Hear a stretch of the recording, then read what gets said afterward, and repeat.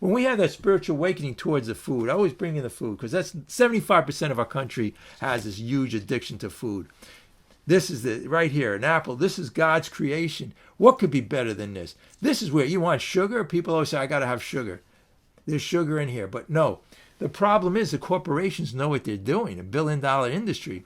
When they put those chemicals in the food, those synthetic oils and sugars and all of that, what they're actually doing is they're clogging up, and they know it, your taste buds, your centers in your brain, the endorphins, all of these dopamine. They know what they're doing. It's like they're crack, dealers or, heroin or any addiction.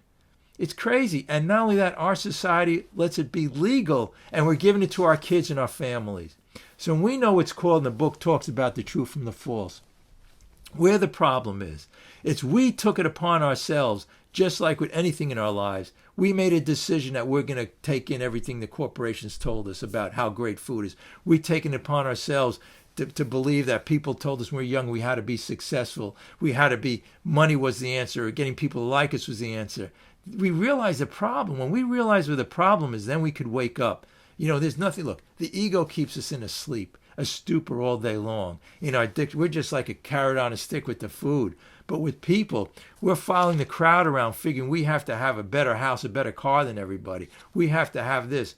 So look, in life, there are all of these, this talks about this philosophy that, it's called, this one philosophy that speaks about, it's an ancient Jewish mysticism. And they say, go out and enjoy the world, right? Go out and enjoy these pleasures, but realize where the real happiness, joy is. It's not in this sorry world. That's other religions they talk about. It's not in things of the world, right? It's in letting go and realizing that inside of us. Look, all the joy and happiness and everything you want in life is inside. We're looking for it on the outside with the food, with this comprehension, understanding. So if you're upset right now, depressed or anxious, you realize that you're looking in the wrong place. You're now saying to yourself, if only this person respect me, if only I win the lottery, if I didn't have this financial problems, the health too. Look, we can accept our own death no matter what your situation with your health or your psychological thinking is.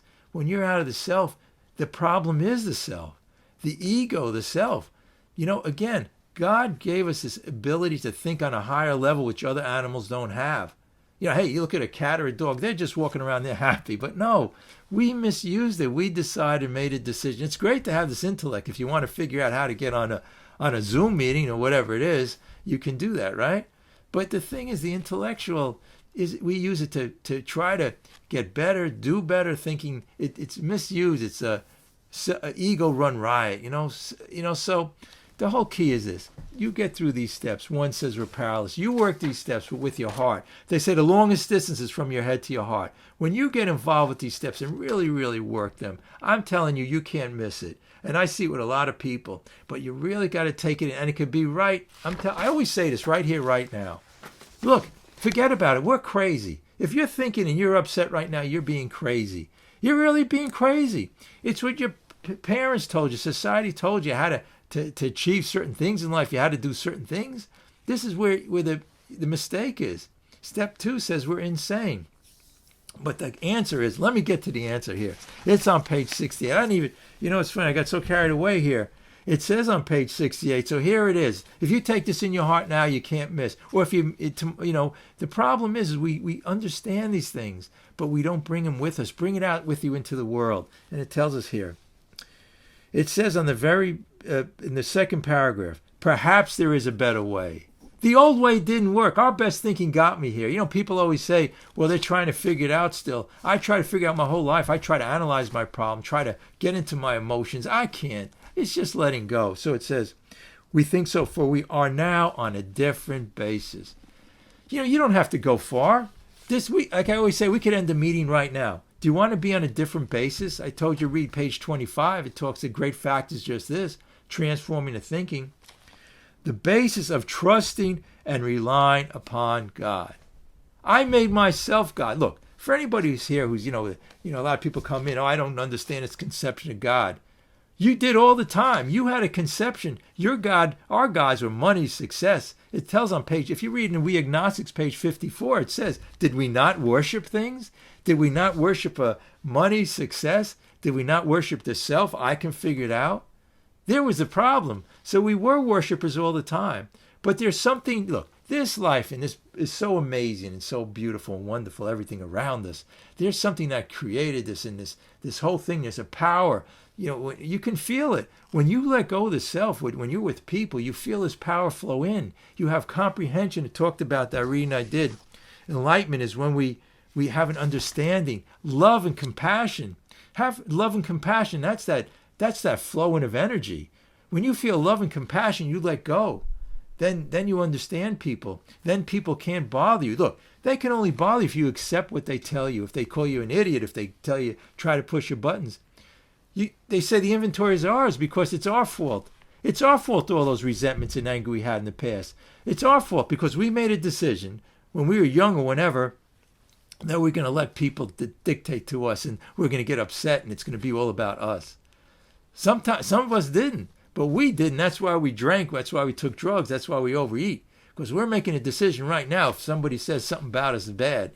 No, but we can have this God consciousness. And it says here, we trust infinite higher power, God. In our steps, it talks about a higher power rather than our finite self. The word finite explains it all. We're very, very finite. We're in the ego and self. We can't see anything in life. We need a new pair of glasses, as it says. Then all of a sudden the world opens up. But when we're into the secular, when we're into the materialism, the things that they call the flesh, food is one of them, obviously, right?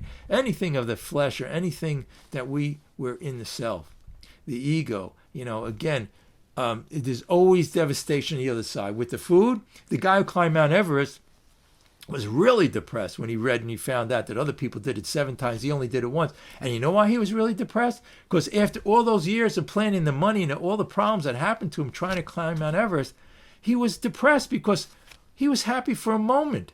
And after all that plan and everything, it's really, and on the other side, he realized he had to do it 7 more times. So how sorry, look, they say a rich man, a rich person, a successful person, it's much harder for them to have a spiritual awakening, to be happy in life, because they started to realize their whole life is based on more success, more money. People and money and success fail us every time. They're not the answer. It's just, and it brings, again, more pain and misery on the other side. So anyway, to keep on reading on page 68, we are in the world to play the world he assigns. We're always on self-will. Let's take higher consciousness, God's will, just to the extent that we do as we think he would have us, and humility. Look, we talked about pride on this in this meeting, but it's talking about humility. Humility is the answer. Being humble. And also in here, look, I just thought this, but it tells us here, this book has all the answers, and it says, this is what the amazing thing is.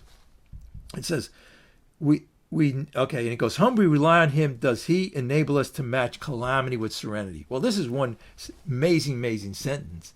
What is it saying? It says the more pain you have in your life, the more problems, the more people give you a hard time, the more financial problems you have, it's saying you can have more serenity. Because what did it do? We surrender. We finally get to the point. It's that point where we finally get to that point where we just say, look, I can't do it anymore. My life is so miserable. That's the point when we hit bottom. We don't have to, look, you can hit bottom right now. Just realize how miserable you are and you're thinking during the day, how miserable you are with the food and these addictions, and you hit bottom.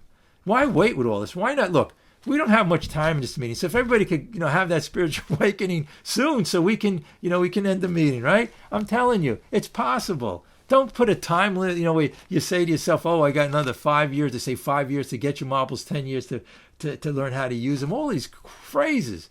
There are people who have that spiritual awakening, being reborn and thinking, and momentary. Bill talks about it. Next time we'll talk about Bill's story when he had that spiritual awakening. But anyway, this is what I really wanted to get to. We never apologize for anyone depending upon our Creator. We laugh at those who think spirituality is a way of weakness. Again, when we're in the self, we're in fear. Again, we walk out of the house, somebody cuts us off on the highway, a clerk in the store says something, somebody at work, the boss yells, we're in fear, self-centered fear. We could be a massive, big, muscular person. We could have all of these things in our life. We could be multi-millionaires, but we could have that self-centered fear. So it's saying here, humility. How is humility a way of strength? Well, I'll tell you how. If I walk out of the house and have humility, and I hope other people will do better than me in life, and I feel that if they want to cut me off on the highway, God bless them, let them do what they want to do. If I feel the boss at work yells at me, I just say to myself, well, probably they're insecure. Nobody's listening to them on the job. So I'll just say to them nicely, okay, what did you want me to do? What did you need me to do? Then the world changes. When your attitude changes, the world around you changes. With the food, change your attitude. You can't do it through a diet. Diets don't work. Trying to get people to like you doesn't work. Self-esteem doesn't work. What is self-esteem saying? I'm going to try to be better than others. I'm going to try to dress better than others. See, because in Bill's story, he talks about common sense becomes uncommon sense. You got to believe me when I say this, because you know things haven't been working out for you in your life. 95% of you who are dieting, quote dieting, it failed.